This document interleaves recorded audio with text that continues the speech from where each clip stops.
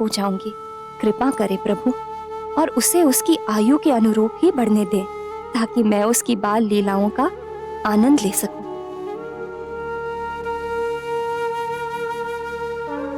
पुत्र के प्रति मैं तुम्हारी भावना समझ सकती हूँ पुत्री अंजना।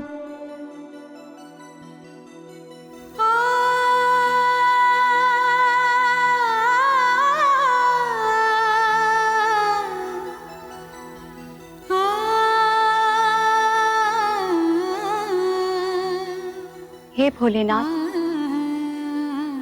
अंजना पुकार रही है। हमें उसे उसकी आशा से परे नहीं करना चाहिए।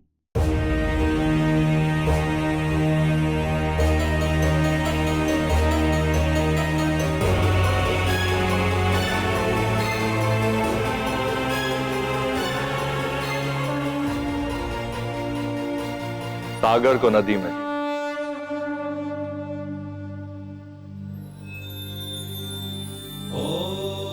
और आकाश को तिनके की नोक पर आज तक क्या कोई रख सकता है प्रिय? ओम नमः शिवाय, ओम नमः शिवाय। किंतु अंजना की चिंता भी तो समझिए प्रभु। मारुति और श्री राम के मिलन में अभी समय है, और यदि इसी गति से मारुति के आकार में वृद्धि होती रही तो श्री राम से मिलने तक उनके जीवन का उद्देश्य क्या होगा?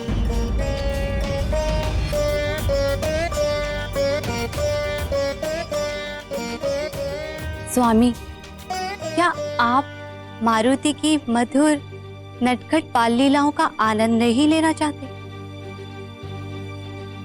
प्रिय, मैं स्वयं मारुति की बाल लीलाओं से नित्य आनंदित होता रहता हूं। हे नाथ, आपसे विनती है, अब तो अंजना की प्रार्थना स्वीकार कीजिए प्रभु।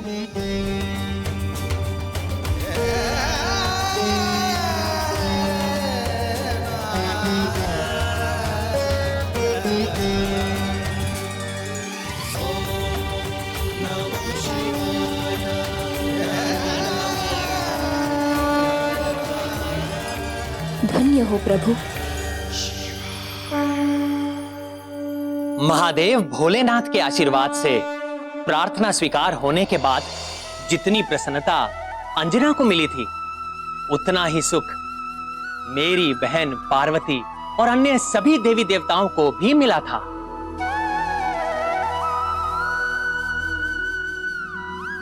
किंतु शंभ साधन वन में वृक्षासुर मारुति के वन के निकट आने की ताक में था।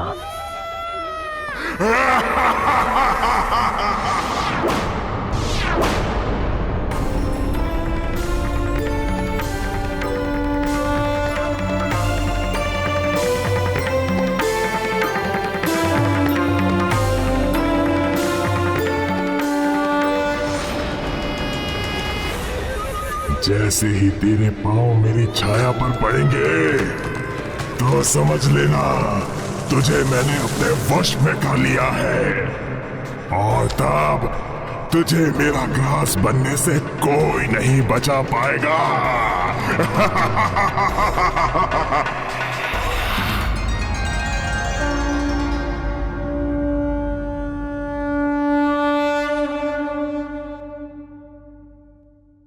ये किनका मंदिर है? देवी ललिता अम्बा का। ये देवी ललिता अम्बा कौन है? हमारी कुल देवी है। तन मन से अग्रजित होकर कुल देवी ललिता अम्बा के दर्शन करना हमारी कुल देवी का आशीष हमारे कुल के उज्जवल भविष्य के लिए अति आवश्यक है। वो तो सबकी पूज्य माँ है। आपकी भी? हाँ, मेरी भी, सबकी माँ। आपकी और नानी की भी? हाँ हाँ, नानी की भी माँ। अब ऊपर चलकर देवी ललिता अम्बा का ध्यान करना।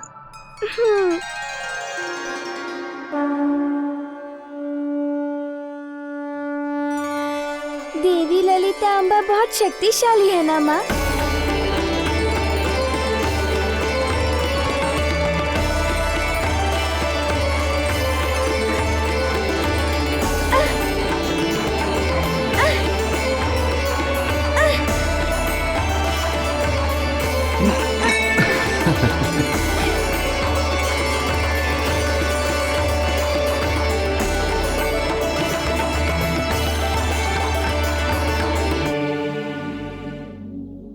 मंत्री जी, आपकी सतर्कता अनिवार्य है।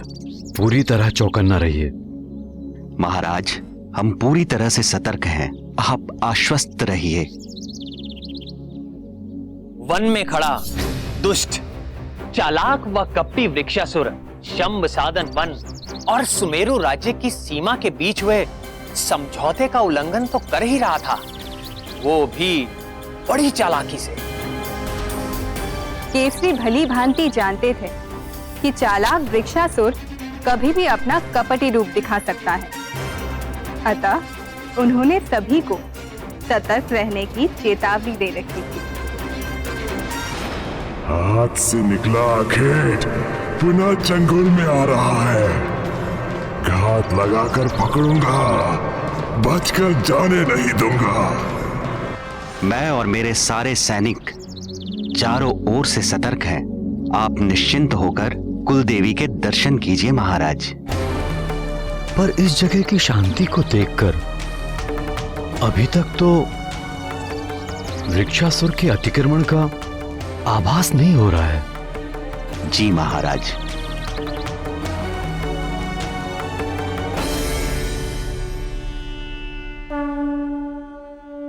पुत्र, देवी को प्रणाम करो।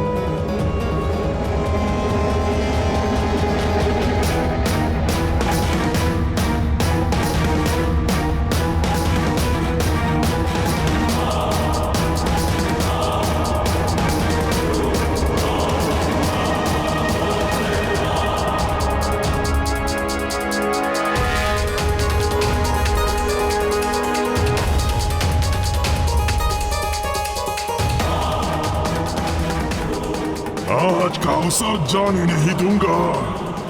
आज अपने पिता की मृत्यु का बदला अवश्य लूंगा।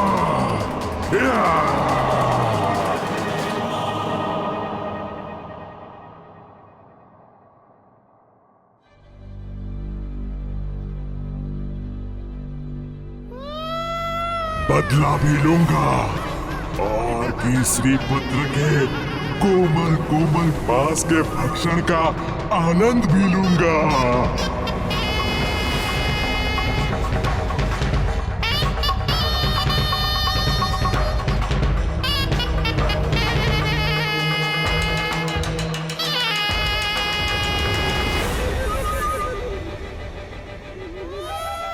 मारुति अंततः सुमेरु और शंभ साधन वन के सीमा के घेरे के निकट पहुंच जाता है।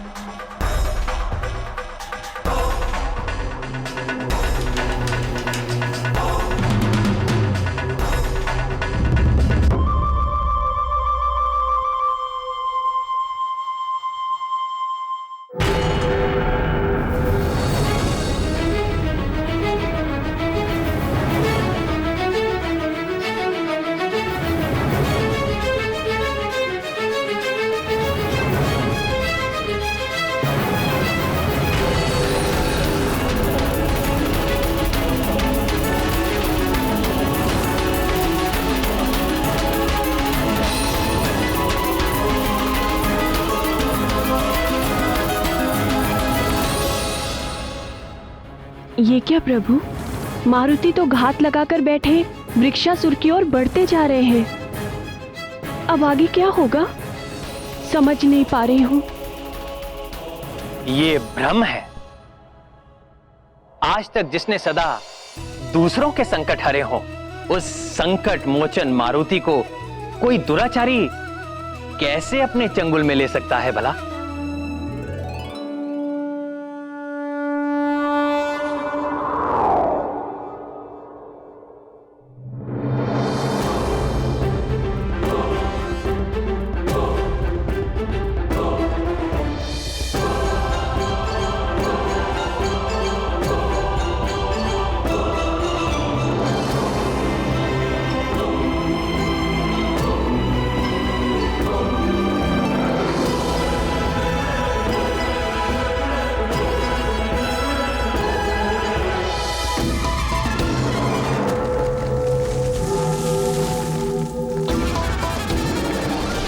भगवान श्री विष्णु के छठे अवतार भगवान परशुराम की कथा सुनाऊंगा। परशुराम की कथा सुनाऊंगा। भगवान परशुराम की कथा सुनाऊंगा। परशुराम परशुराम परशुराम।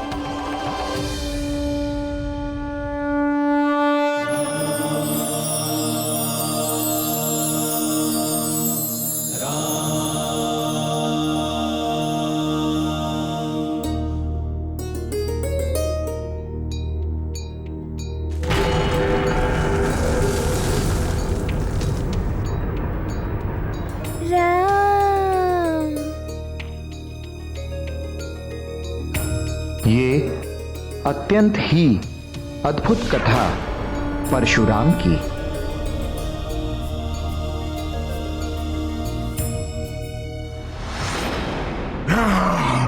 ऐसे कैसे संभव हुआ?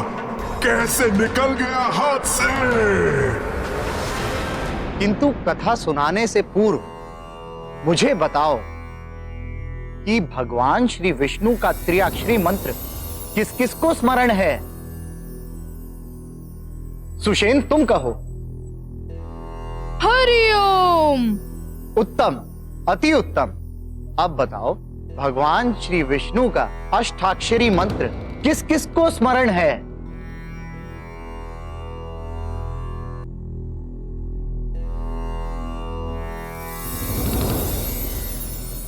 नल तुम कहो। ओम नमो नारायणा। उत्तम, अति उत्तम। सिंदूरारुण विग्रहं त्रिनयनां माणिक्यमौलिस्फुरत्तारानायक शेखरां स्मितमुखीमापि नवक्षोरुहां पाणिभ्यामलिपूर्णरत्नचषकं रक्तोत्पलं बिभ्रतिं सौम्यां रत्नघटस्थरक्तचरणां ध्यायेत् परामंबिकां। पुत्र मारुति, आओ तुम भी।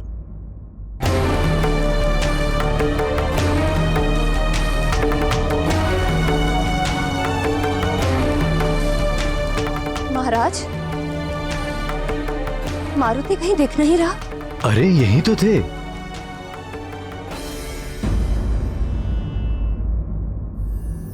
अब बताओ, भगवान श्री विष्णु का द्वादशाक्षरी मंत्र किसे स्मरण है?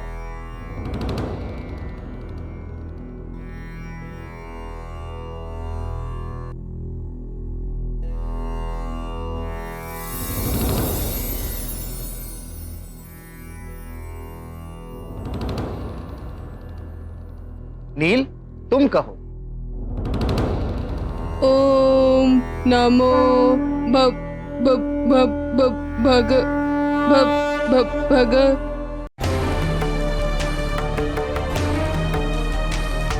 मारुति, मारुति, मारुति, मारुति, मारुति।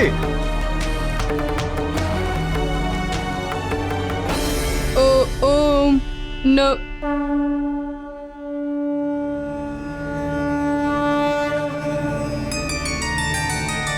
भग। ओम नमो भगवते वासुदेवाय।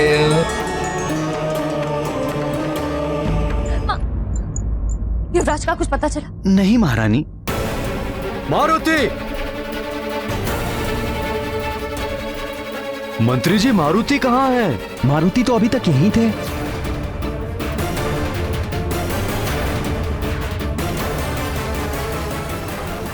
ओम नमो वासुदेवाय नमः।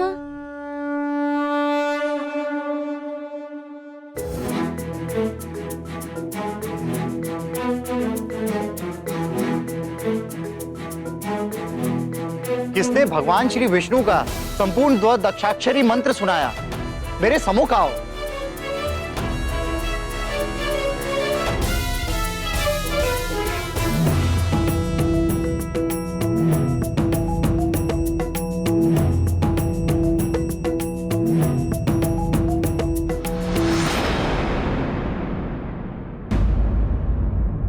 हृदयनाथ, द्वादशाक्षरी मंत्र तो मारुति ने देवी सरस्वती के मुख से गर्भ अवस्था के समय ही सुन लिया था और वह मंत्र मारुति को पूरा पूरा स्मरण था। केवल मारुति ही नहीं,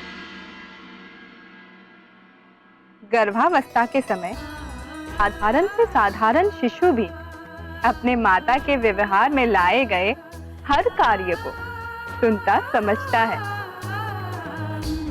और अपने स्वभाव में धारण करता है।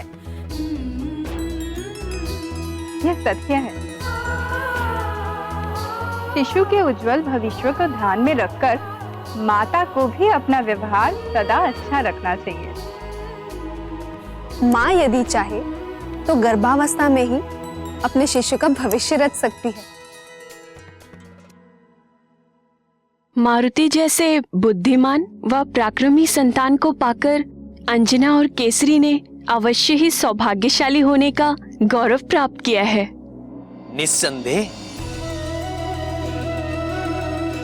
मारुति जैसे पुत्र को पाना किसी भी माता पिता के लिए सौभाग्य की ही तो बात है।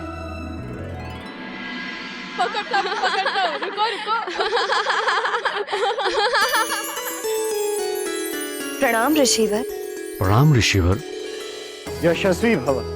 नन्हे युवराज मारुति, आपका भी हार्दिक स्वागत है। मुझे प्रसन्नता है कि युवराज मारुति ने पाठशाला में आते ही अपनी कुशाग्र बुद्धि का परिचय दिया है।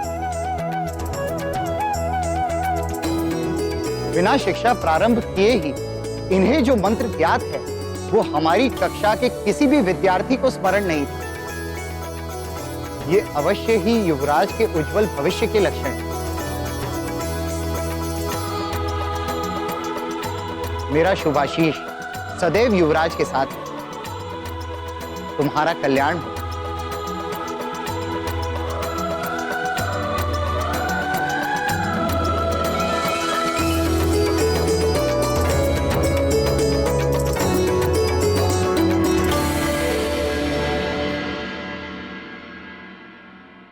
माँ, ये पाठशाला क्या होती है?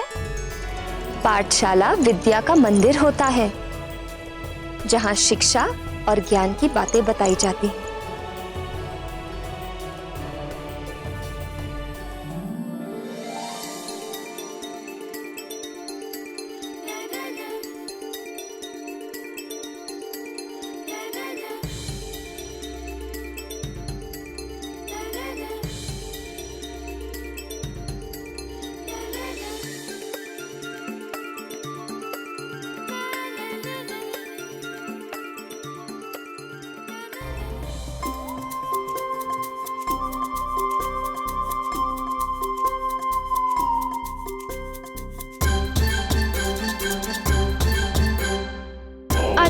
आचार्य जी, मुझे वो उद्दंड नील अपनी पूंछ से मार रहा है। नील, तुम्हें ऐसा नहीं करना चाहिए। उनकी पूंछ तो देखो। महाराज, राज्य की सीमा पर स्थिति तो अभी शांत है, पर सामान्य नहीं। कुछ ना कुछ तो है जो संदेह उत्पन्न कर रहा है। यहां तो सब ठीक है ना? मुझे तो संदेह है महाराज।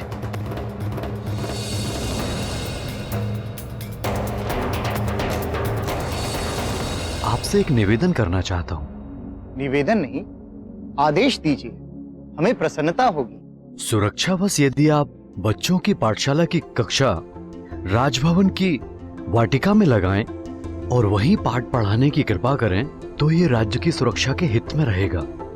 ऐसा ही होगा महाराज, आप निश्चिंत रहिए। शीघ्र ही विद्यार्थियों की पाठशाला की कक्षा राजभवन की वाटिका में लगी। प्रणाम ऋषिवर।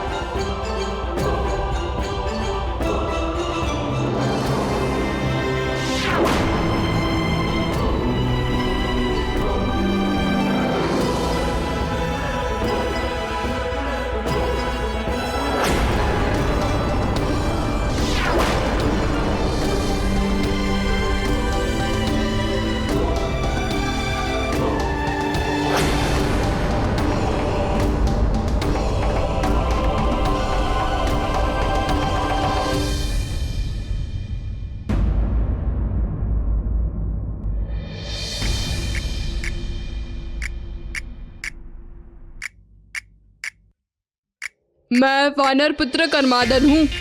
मेरे पास भी पूंछ है और निसंदेह तुम्हारी पूंछ से लंबी है। वह भाई क्या बात है, तुम्हारी पूंछ तो तुम्हारा इशारा कहाँ मानती है। वह वानर ही क्या जिसकी पूंछ उसके वश में ना रहे।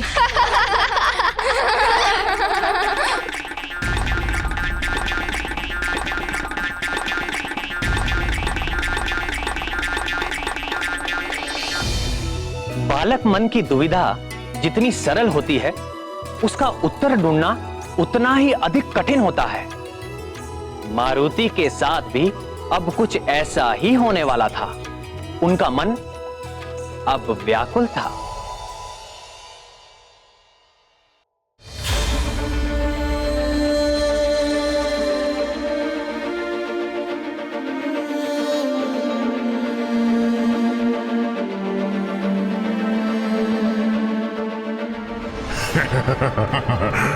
एक बार तो आजा, बस एक बार मेरे चंगुल में।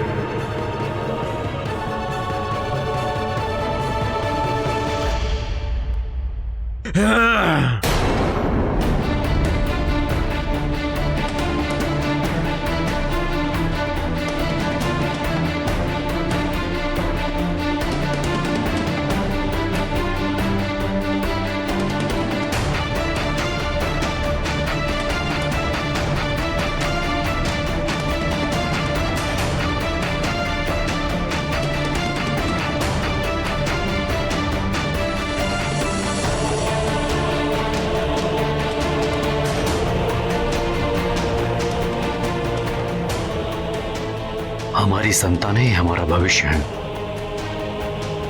मंत्री जी, पाठशाला के बालकों के लिए शीघ्र ही भवन के प्रांगण में एक सुरक्षित व्यवस्था कीजिए। जी महाराज। विपरीत परिस्थिति में हमें सतर्क रहना होगा और सुरक्षित भी। मैं शीघ्र ही अपनी देखरेख में सारी व्यवस्था करवाता हूं। आप निश्चिंत रहिए महाराज।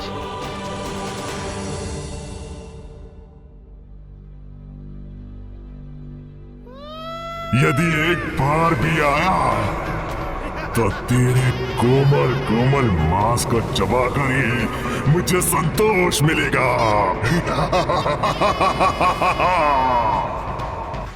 प्राण वल्लभ, कौन थे वे साधारण वानर बालक जिन्हें केसरी वृक्षासुर की पहुंच से दूर रखने का प्रयास कर रहे थे? हाँ प्रिय, वो सभी वानर बालक साधारण नहीं थे। वो तो भिन्न भिन्न देवताओं के अंश थे, जो मेरी ही आज्ञा से उन्हीं देवताओं के द्वारा पृथ्वी लोक पर भेजे गए थे। देवताओं के अंश? आपकी आज्ञा से? ऐसी क्या आवश्यकता आ पड़ी थी प्रभु? हाँ प्रिय, आवश्यकता तो आ ही पड़ी थी। बात उस समय की है जब अत्याचारी रावण के आतंक से दुखी और त्रस्त होकर ब्रह्मदेव के साथ सभी देवता, यक्ष, गंधर्व और भूदेवी वैकुंठ लोक में मेरे नारायण स्वरूप से मिलने आए थे। तब मैंने ही उन देवताओं को अपने रामावतार के समय अपने अपने अंश को पृथ्वी लोक पर भेजने की आज्ञा दी थी। हे प्रभु, क्या उस आतताई से हमें कभी मुक्ति नहीं मिल पाएगी? आप निराश न हो ब्राह्मण।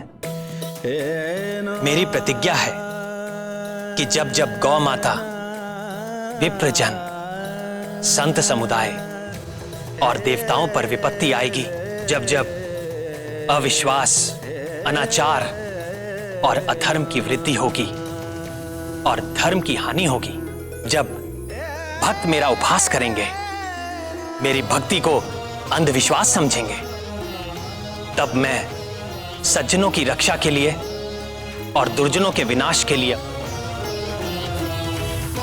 यज्ञ की वैदिक मर्यादा और धर्म की स्थापना के लिए मैं अवतार लूंगा। अहंकार सदैव पतन का कारण होता है। रावण के भी विनाश का कारण उसका अहंकार बनेगा, क्योंकि शीघ्र ही मैं मनुष्य रूप में अवतार लेकर दुराचारी रावण का वध कर दूंगा। हे पुरुषोत्तम, हमें क्या करना होगा? आदेश दीजिए प्रभु। आप सब भी पृथ्वी पर अपने अपने अंशों से वानर कुल और ऋक्ष कुल में अवतार लीजिए। समय आने पर रावण के विरुद्ध धर्म युद्ध में मैं आपकी सहायता लूंगा। मेरा ये अवतार मर्यादा पुरुषोत्तम के नाम से प्रसिद्ध होगा। अच्छा नाथ, उन देवताओं ने किस किस रूप में अपने अंश को पृथ्वी पर भेजा? प्रिय, राम कार्य में सहायता के लिए ब्रह्मदेव के पुत्र प्रिय जामवंती के पिता और मेरे ससुर ऋक्षराज जामवान तो पहले से ही पृथ्वी पर उपस्थित थे, और महादेव शिव ने भी अपने अंश को अंजनी पुत्र मारुति के रूप में इस धरती पर भेजकर हम सबको धन्य कर दिया था। हम सबको यह जानना आवश्यक है, और इनके अलावा पृथ्वी लोक पर देवताओं के दिव्य और सुंदर अंश के रूप में अग्निदेव से नील, विश्वकर्मा से नल, धन कुबेर से गंधमादन, चंद्रदेव से दधिमुख, वरुण से सुषेण, और सुषेण को धनवंतरी जी का भी विशेष आशीर्वाद प्राप्त था, और ऋक्षराज को वरदान में मिले 2 पुत्रों में से सुग्रीव सूर्यदेव का अंश था और वाली इंद्रदेव का।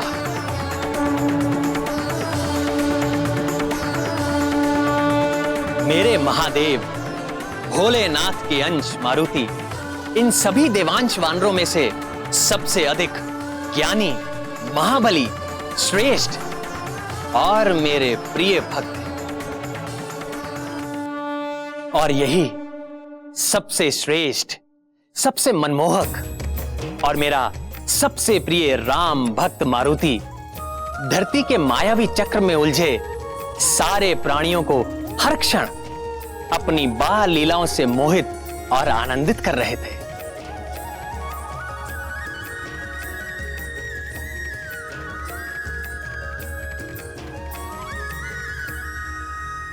और वृक्षासुर मारुति को जकड़ने हेतु व्यग्र हो रहा था।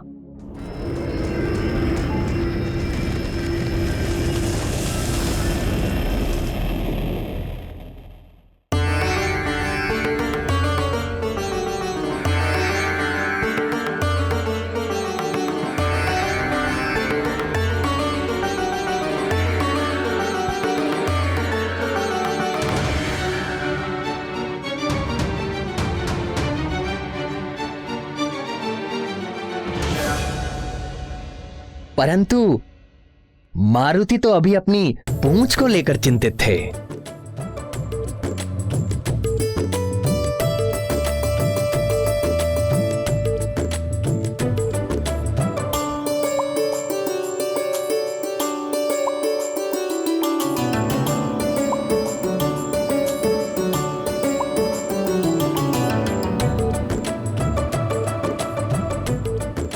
उनकी पूंछ तो देखो, उनकी पूंछ तो बड़े काम की है।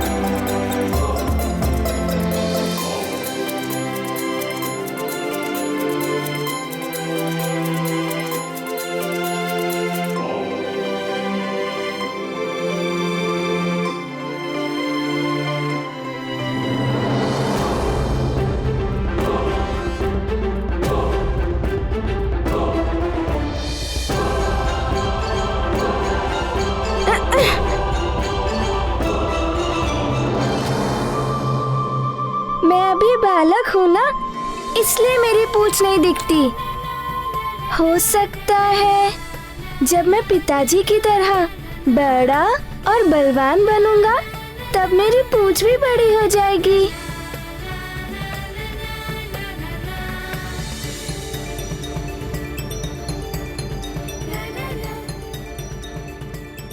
पर आश्रम में तो वानर अभी बालक थे और उनकी पूंछ भी थी।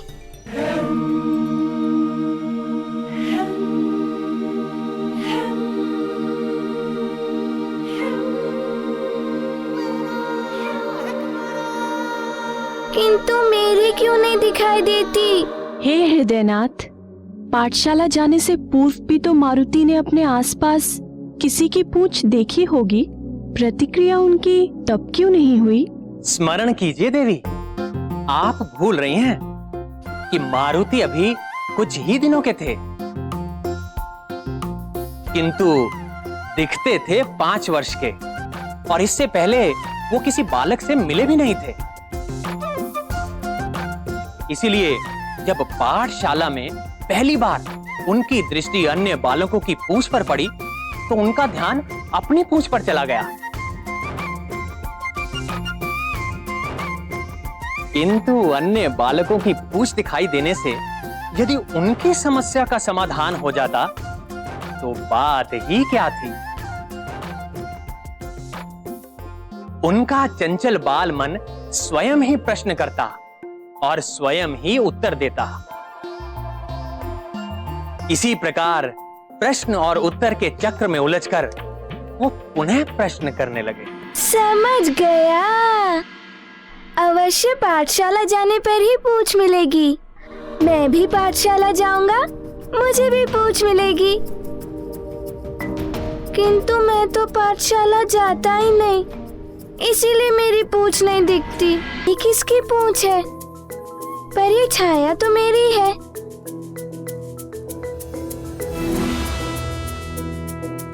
ये पूंछ मेरी परछाई के साथ चिपक कर क्यों चल रही है?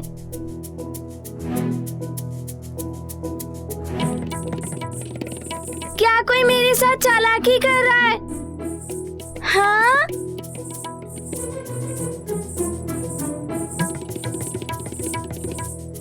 यहाँ तो दिखाई दे रही है, पर घूमकर देख रहा हूँ तो नहीं दिख रही है।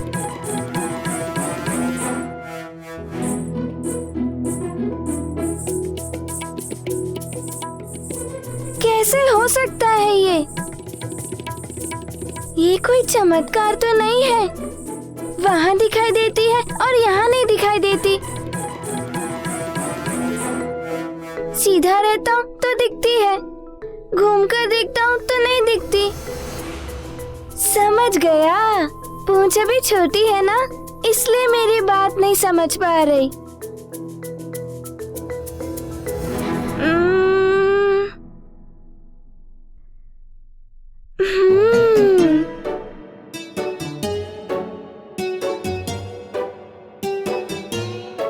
अरे पूंछ तो छुप गई।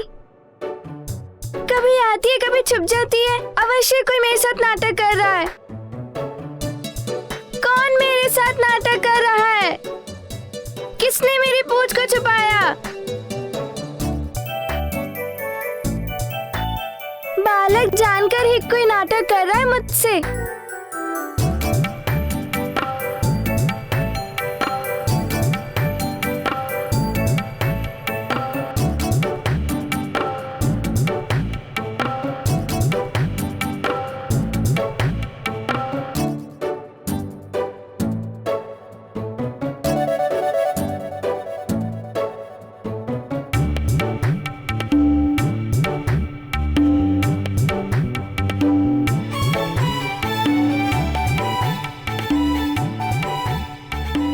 दर्पण में तो आगे पीछे दोनों ही दिख रहे हैं। अभी पूंछ का सच सामने आ जाएगा, फिर मुझे कौन छल पाएगा? वो अभी मैं देखता हूँ।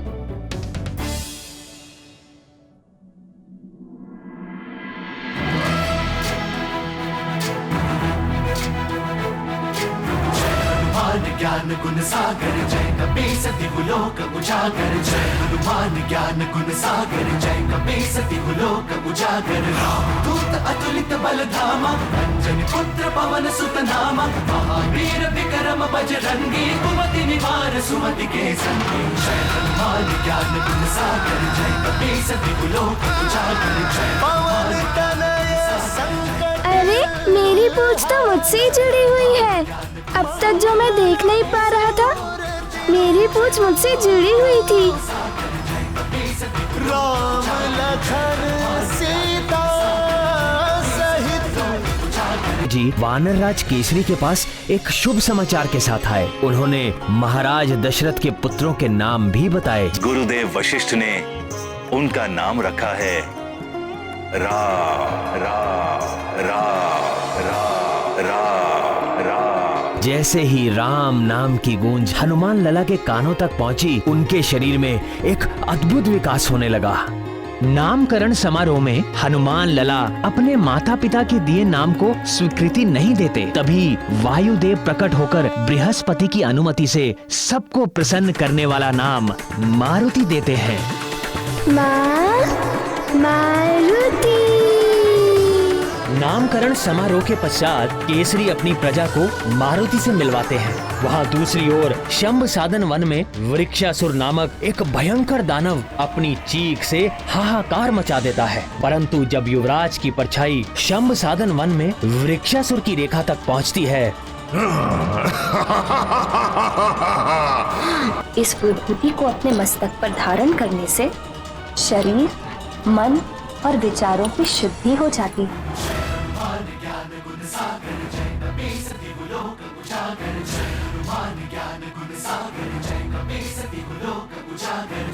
पुत्र मारुति, ये क्या किया? हो गई शुद्धि। अब आगे।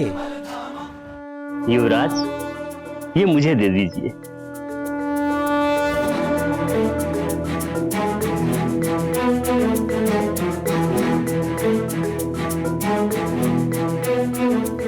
कितना महान बालक है ये। इस बालक के स्पर्श से भस्म भी विभूति बन गई।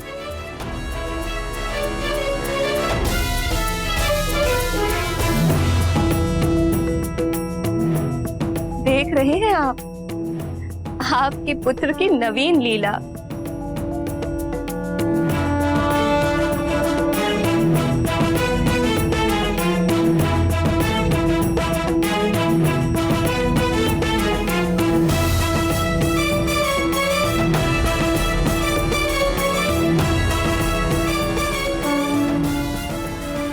हे गौरी शंकर, 10 ही दिन में मेरा पुत्र 5 वर्ष के बालकों जैसा दिखने लगा है।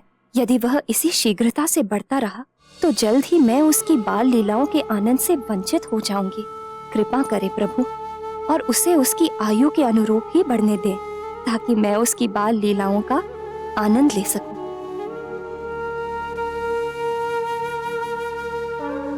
पुत्र के प्रति मैं तुम्हारी भावना समझ सकती हूँ पुत्री अंजना।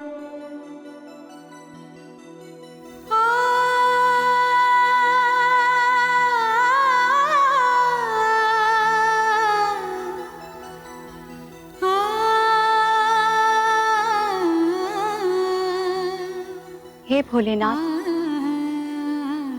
अंजना पुकार रही है। हमें उसे उसकी आशा से परे नहीं करना चाहिए।